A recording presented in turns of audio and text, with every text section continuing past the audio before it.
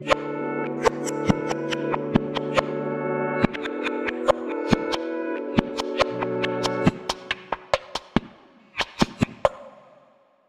I'm really pleased to say, but before telling anything, I would like to remind you about a normal disclaimer in this context, that I'm not representing now an official view of the European Parliament.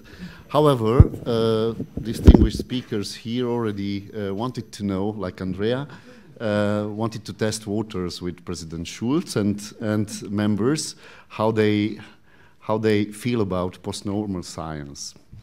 Well, my background is also mixed, as many of you have this. On the one hand, I have a hard science background, nuclear physics, and on the other hand, I have so-called soft science, economics and geopolitics. And, well, in European Parliament, sorry, I was asked by the organizers to share my view on past and current work.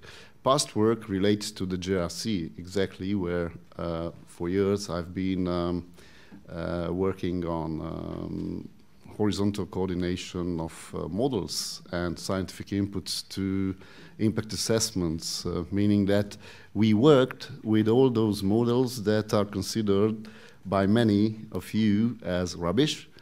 And like Box said, all models are wrong, some of them are useful. So we strive to maintain a sort of, to develop good advice on how they could be used at best, because the JRC owns a huge quantity and also quality of models that make the mechanism going.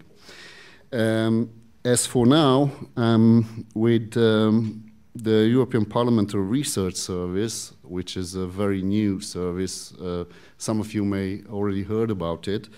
This is the in-house research service and think tank of the European Parliament, and my unit, the Scientific Foresight Unit, STOA, the Scientific Technical Options Assessment panel, carries out interdisciplinary research and provides strategic advice. How this advice can be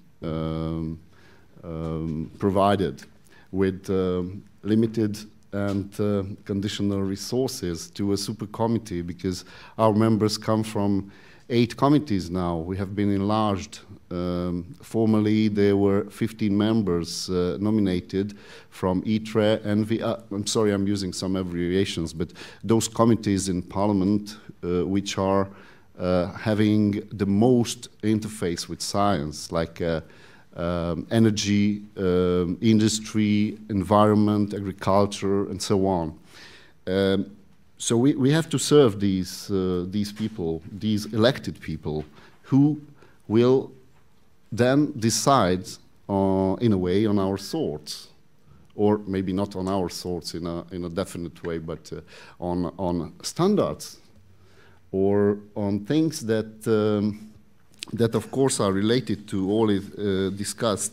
How much scientific evidence, which we have numerous evidence used in policy making nowadays, used by the Commission and used in parliamentary committees, then how far we can go in producing scientific evidence, and then in many cases those same evidence to be neglected.